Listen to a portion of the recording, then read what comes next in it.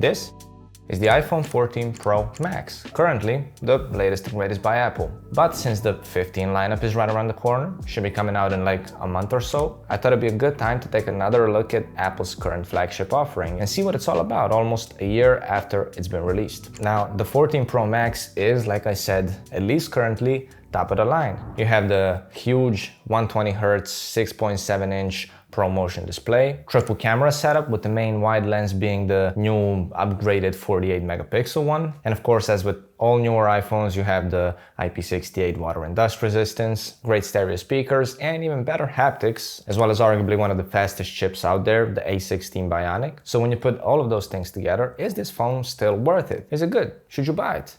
Apple. Cameras. Anyway, we're gonna go over some of these features in detail, like the display, battery life, cameras, performance, and more. Then we're gonna get into a few leaks and rumors when it comes to the 15 series and, see if something stands out, at least compared to the 14 Pro Max. Okay, so starting off with the design. This phone has a stainless steel frame with glass on front and back of the phone. You have that triple camera setup on the back, as well as the volume rockers, mute switch, and the SIM tray on the left side, and the power button on the right. Now, this is all standard stuff. There's also a few color options that are different from one another. Space black, silver, gold, and deep purple. This is some great reporting. Okay, so when it comes to the display, this one has a 6.7-inch Super Retina XDR OLED display, 120Hz, HDR10, Dolby Vision, with 1000 nits of brightness and peaking at 2000 nits, which is like bright. It has a very solid resolution. It's an odd number, so I'm not gonna read it to you. What's more important is the pixel density. And the 14 Pro Max stands at 460 pixels per inch. Oh, and it has this new dynamic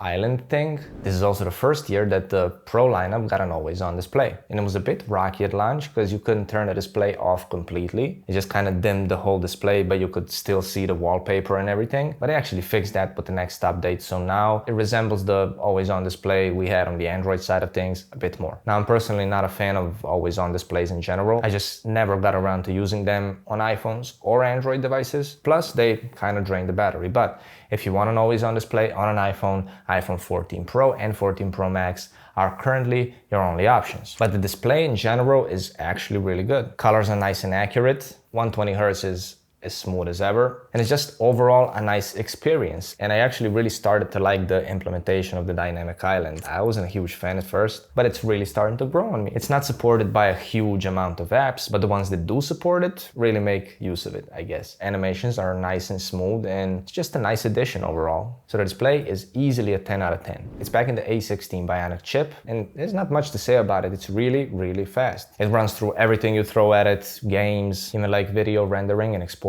Everything is like really nice and smooth. Here's a Geekbench score. Also, it's a good attention grab for the algorithm, so So the A16, coupled with iOS 16 and amazing software support you get from Apple, means that this phone was not only fast when it came out, it's fast now, and it's gonna stay fast and updated for the foreseeable future. Because iPhones, like, you're an update city right here. And of course, it still has all latest and greatest features that basically all iPhones have at the moment. Performance, 10s across the board. But there is one more thing that's kind of tied to performance, which is battery life. And even though the battery life is great, at least in my use case, I can easily get through the whole day with it. Now, I'm not gonna get into screen on time because that can really vary a lot person to person. If you're using a camera or you're gaming or you're just browsing social media and responding to emails, the battery is just not gonna drain at the same speed. So I kind of gave up on like giving concrete numbers for like battery life and screen on time because it's really personal and subjective, and there's just gonna be a lot of people that don't agree with it and have had vastly different experiences, which is completely normal. But what's important to me is that I can easily go through the whole day without having to top it off. There's a catch though. There had been recent reports of battery health degradation with a significant amount of users. I believe Sam Cole from Apple Track was the first one that